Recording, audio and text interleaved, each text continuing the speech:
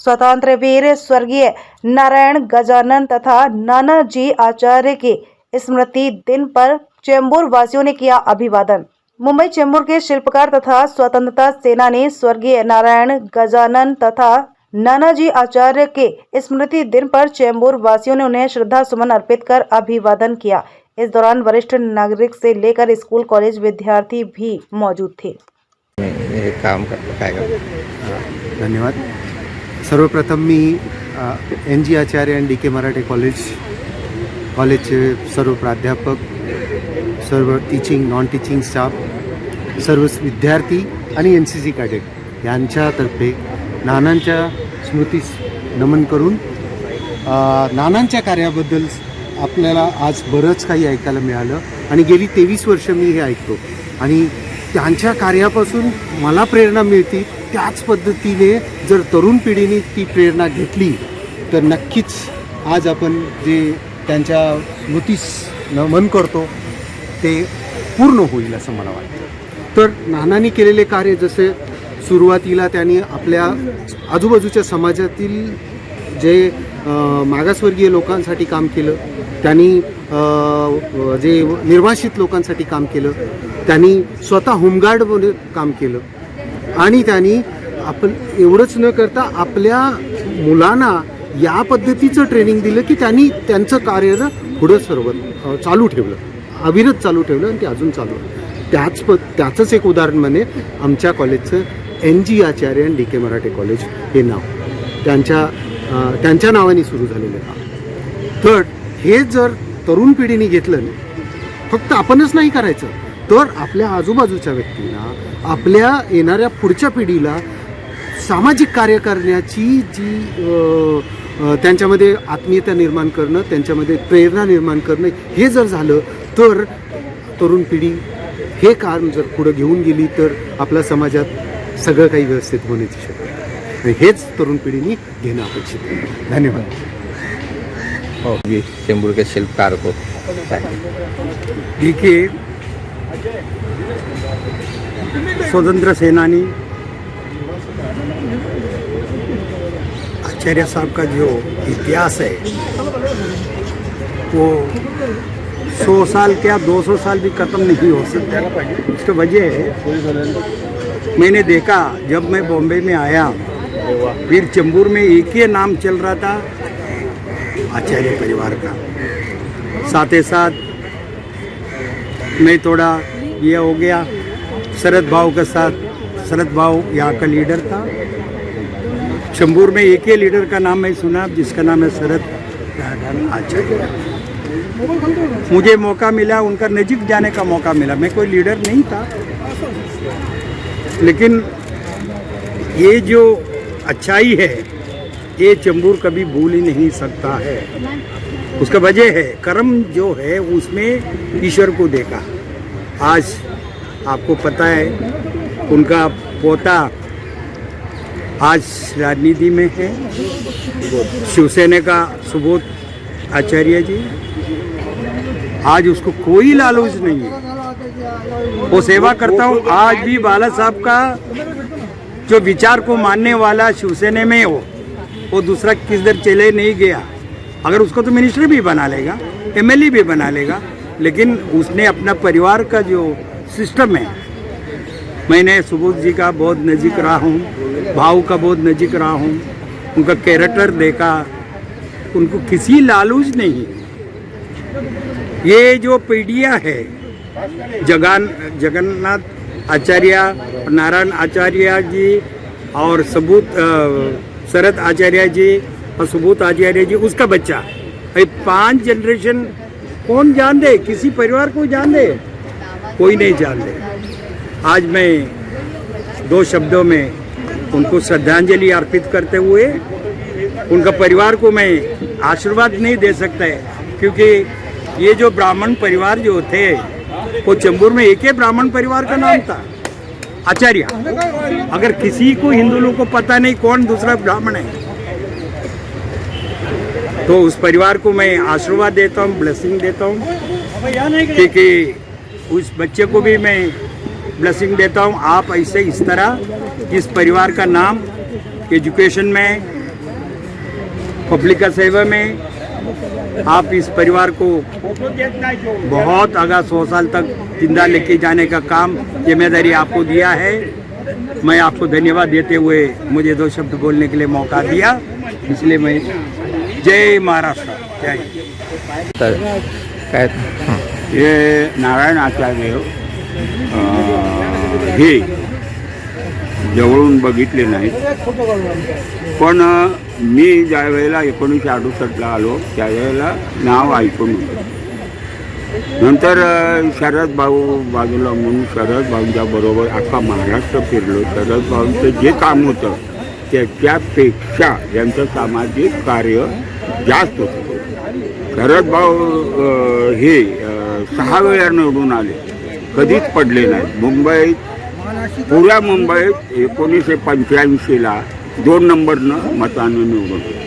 त्यांच्यावर त्यांचे बंधू ते जे कार्य नाही, पण त्यांना सपोर्ट होता.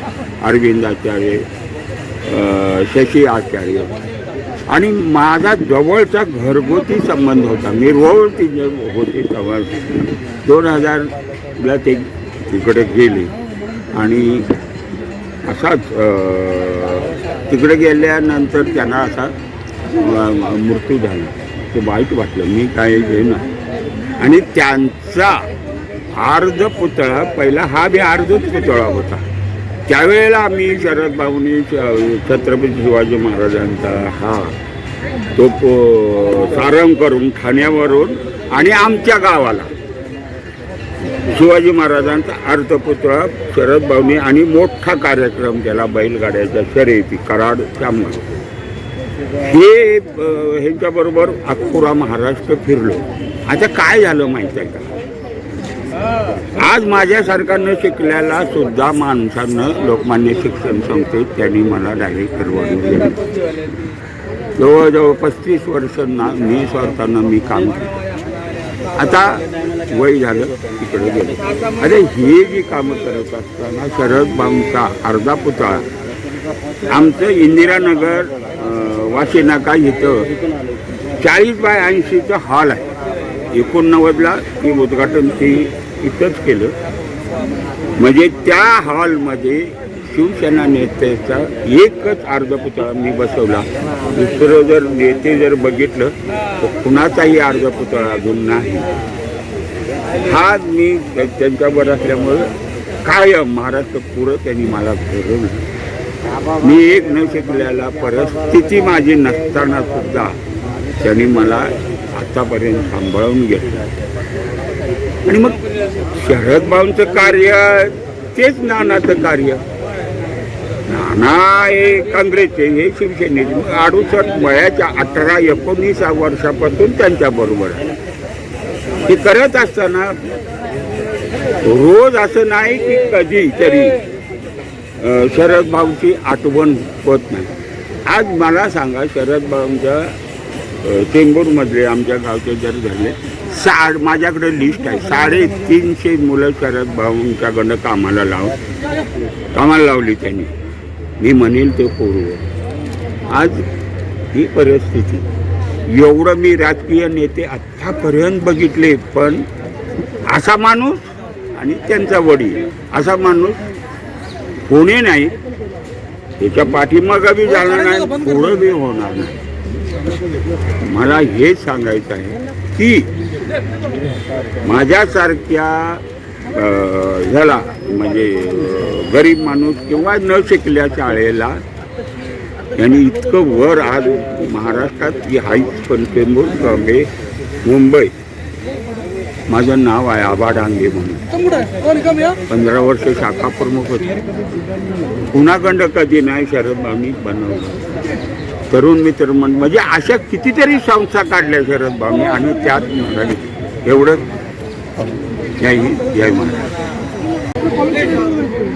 भारत देशाला आणि विशेष करून महाराष्ट्राला संतांची भूमी असं जेव्हा आपण म्हणतो, या संतांच्या भूमीमध्ये अनेक सुपुत्र जन्माला आले, ज्यांनी पूर्ण भारत देशाच्या जडणघडणीमध्ये अतुलनीय अशा प्रकारचे योगदान दिलेलं आहे. आणि त्यामध्येच आमचे नानाजी त्यापैकीच एक नक्कीच होते. नानाजींनी महाराष्ट्रासाठी, मुंबईसाठी जे काही अत्यंत महत्त्वाचं योगदान दिलेलं आहे त्यामध्ये आपल्याला प्रामुख्याने पाहता येईल की सामाजिक सलोखा जपण्याचं एक महत्त्वाचं काम नानाजींनी केलेलं होतं. सामाजिक सलोख्याच्या अनुषंगाने आपल्याला हे नेहमी लक्षात ठेवलं पाहिजे की निर्वासितांचा प्रश्न हा जगभरामध्ये एक मोठा प्रश्न जेव्हा झालेला आहे तर तसा निर्वासितांचा प्रश्न नानाजींनी आपल्या घरचा प्रश्न असल्यासारखा, भाऊबंधकींचा प्रश्न असल्यासारखा तो सोडवला होता.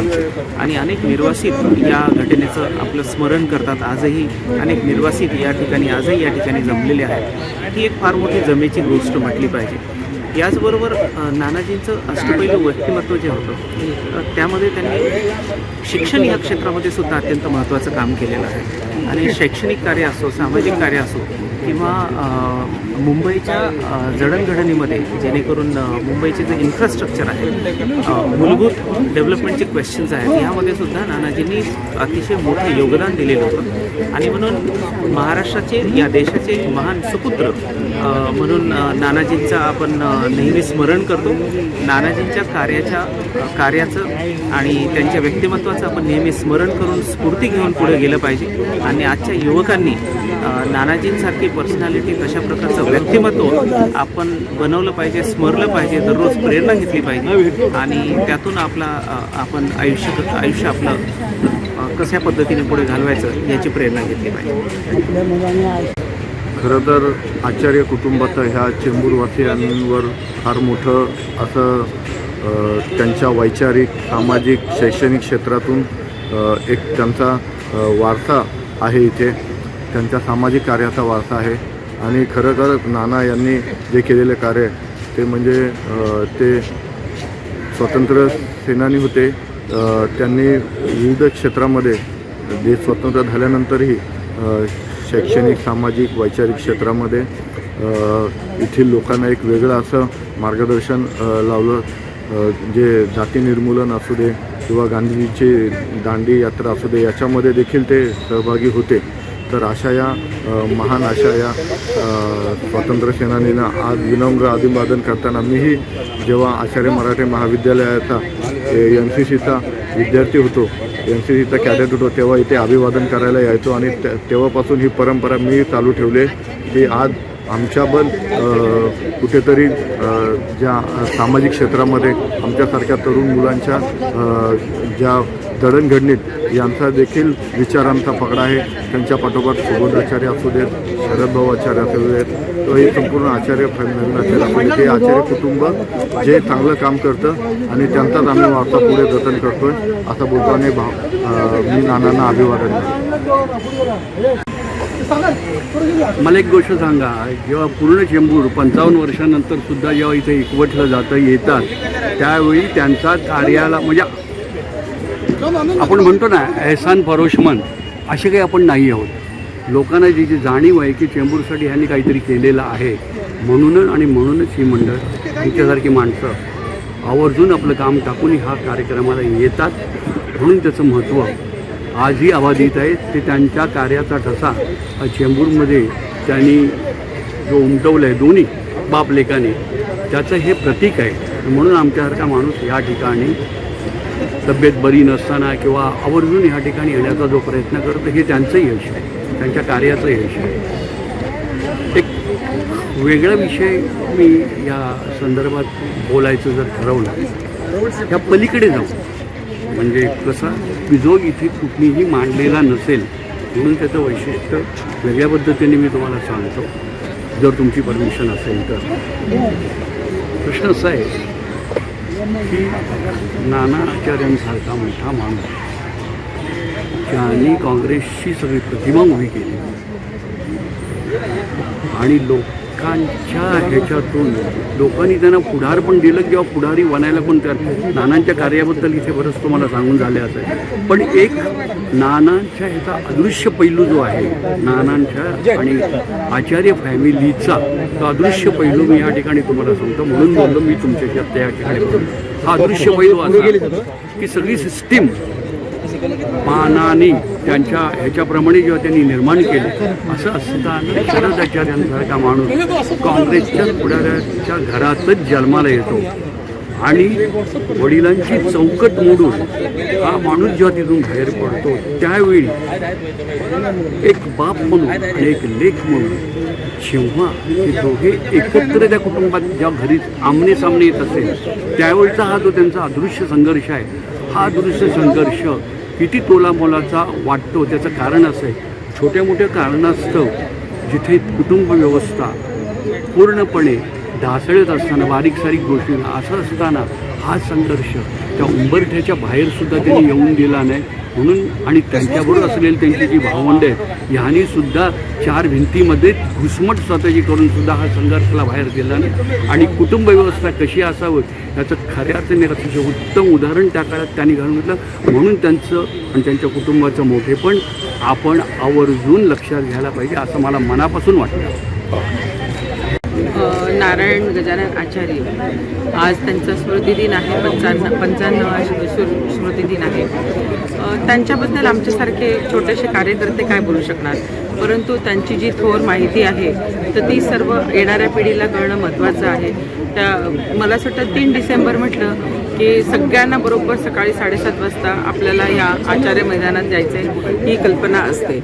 कोणीही आमंत्रणाची वाट बघत नाही आणि इथे हा सर्व पक्षीय सर्व लोक येतात. इथे जात-पात धर्म कुठलाच नाही आहे, कुठल्या पक्षाचं हे नाही, कारण त्यांनी खूप मोठं काम केलं आहे, सामाजिक कार्य त्यांनी केलेलं आहे. त्यांनी परप्रांतीयांना इथे वसवण्याचं काम केलं आहे. जे सिंधी बांधव आज आपल्याकडे चेंबूर कॅम्पमध्ये जे असंख्य याच्यात दिसतात तर ते सगळे बांधव म्हणजे की त्यांनीच वसवलेले आहेत. शाळा सामाजिक संस्था आहेत, शाळा आहेत, त्यावेळी त्यांनी मला असं वाटतं की म्हणजे जे ड्रग्ज किंवा तंबाखू आणि इतर जे व्यसनी मुलं होते तर त्यासाठी पण त्यांनी बरेच झटले आणि व्यसनमुक्त आंदोलन त्यांनी मोठ्या प्रमाणात घेतले. तसेच त्यांनी म्हणजे फक्त मुलांसाठीच नाही तर मग ज्येष्ठ नागरिक असू दे, महिला वर्ग असू दे, महिलांना स्वातंत्र्य असू दे, मुलींना शिक्षण कसं मिळेल, मुलींना त्यांचा स्वतःचा हक्क कसा मिळेल त्यासाठी त्यांनी खूप सामाजिक कार्य केले. चेंबूर परिसरात जवळजवळ 12 गावं आहेत.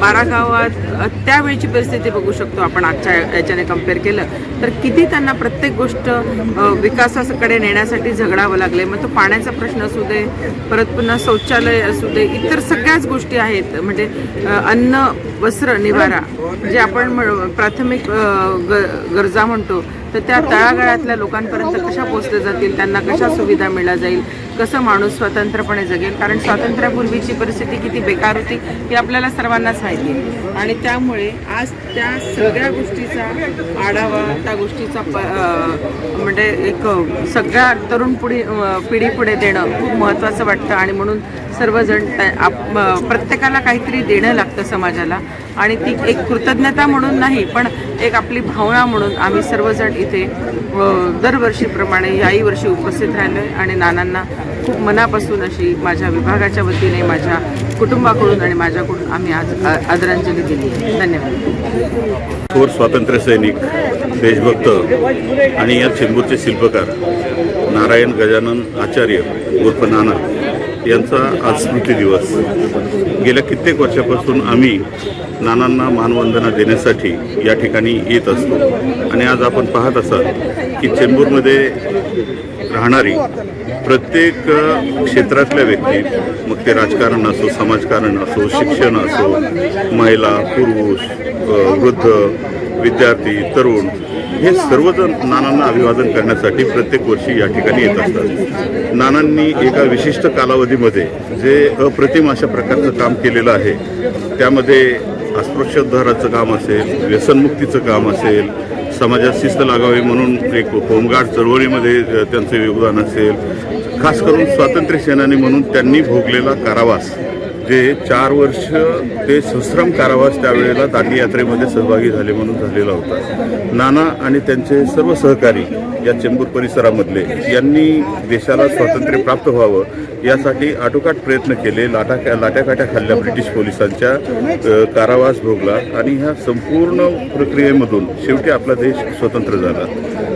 तरी नानाचं काम संपलेलं नव्हतं. देश स्वतंत्रता प्राप्त झाल्यानंतरही जे फाळणीच्या वेळेला आमच्या चेंबूरमध्ये जे निर्वासित आमचे सिंधी बांधव आले त्यांचं पुनर्वसन करण्यासाठी नानांचा योगदान हे अतुलनीय अशा प्रकारचं योगदान होतं की निर्वासित आलेले होते, काहीही त्यांच्याजवळ कसल्याही प्रकारचं काही नव्हतं, अंगावर वस्त्र नव्हतं, राहण्यासाठी व्यवस्था नव्हती, उद्योगधंदा नव्हता, परंतु हे सर्व करण्याचं काम हे नानांनी केलं आणि त्या माध्यमातून नानांनी चेंबूरमध्ये एक आगळं वेगळं एक व्यक्तिमत्व निर्माण केलं आणि त्या माध्यमातूनच नानांच्या पश्चात त्यांचे सुपुत्र शरद आचार्य यांनीही या चेंबूरमध्ये नगरसेवक म्हणून अत्यंत चांगलं काम केलं. या मुंबई नगरीचे ते महापौर राहिले आणि महापौर पदाच्या काळात, नगरसेवक पदाच्या काळात त्यांनीही खूप चांगल्या प्रकारचं काम केलं.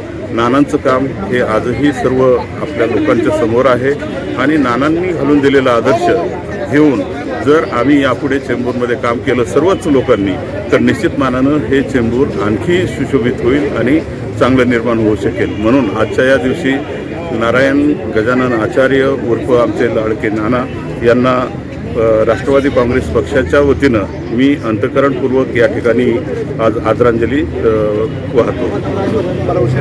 काय सांगणार सर? आज तुम्ही बघाल की आज सकाळीच एवढ्या सकाळी संपूर्ण चेंबूरमधील प्रतिष्ठित असं म्हणण्यापेक्षा सर्व सामाजिक क्षेत्रात काम करणारे सर्व राजकीय पक्ष असतील किंवा इतर सामाजिक भान जपणारे कार्यकर्ते या ठिकाणी उपस्थित आहेत.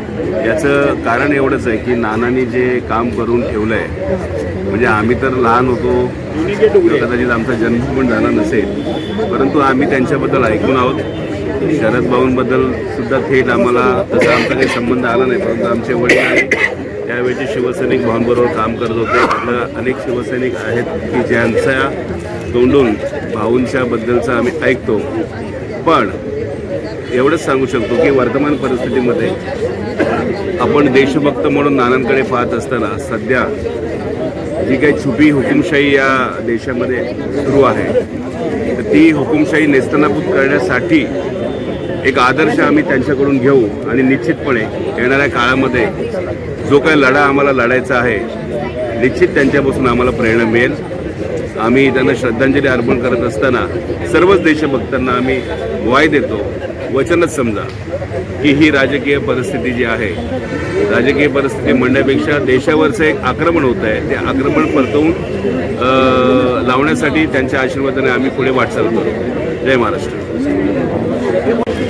आज स्वर्गीय नारायणभाऊ आचार्य यांचे 55वा स्मृतिदिन आहे आणि त्यानिमित्ताने महाराष्ट्र नवनिर्माण सेनेच्या वतीने भावपूर्ण आदरांजली अर्पण करतो.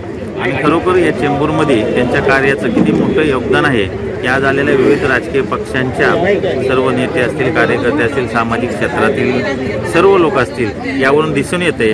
आणि या कार्याचा मान्य शरदभाऊ असतील, नारायणभाऊ असतील यांच्या कार्याचा वारसा पुढे नेण्याचं काम मान्य सुबोधदादा आचार्य चांगल्या पद्धतीनं करत आहेत. हे एकूण या सगळं याच्यावरून दिसतंय आणि मी पुन्हा एकदा त्यांना भावपूर्ण आदरांजली अर्पण करतो. आणि चेंबूरमध्ये, मुंबईमध्ये या स्वातंत्र्याच्या लढ्यात स्वतःला झोकून देणारे स्वर्गीय नारायण गजानन आचार्य उर्फ नानाजी आचार्य, वाडवली गावचे सुपुत्र यांचा 55वा स्मृतिदिन आहे.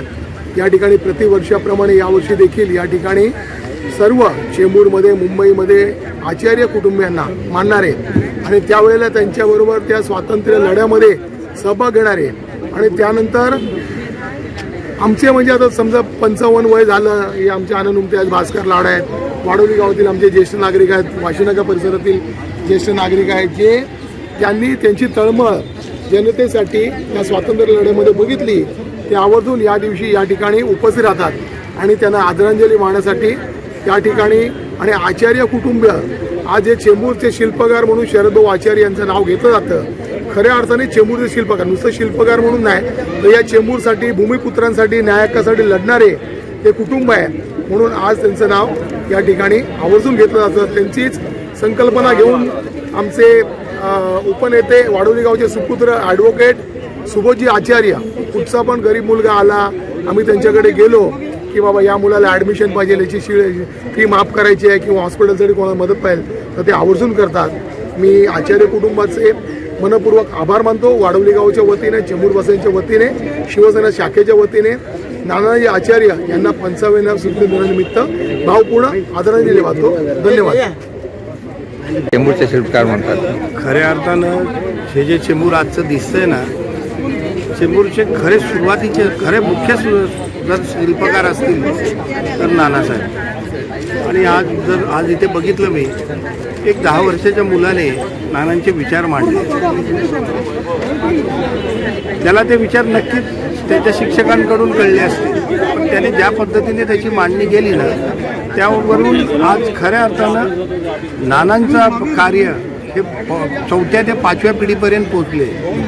इथे घरामध्ये जर एखाद्याला विचारलं तुझ्या पंजोबांचं नाव काय, तर त्याला कळत नाही, पण आज नानांचा विचार 4थ्या पिढीपर्यंत पोचले. त्यामुळे नानांचं कार्य किती महान होतं हे यातून दिसतं. आज आपल्या चॅनलच्या माध्यमातून मी नानांना आदरांजली दिली.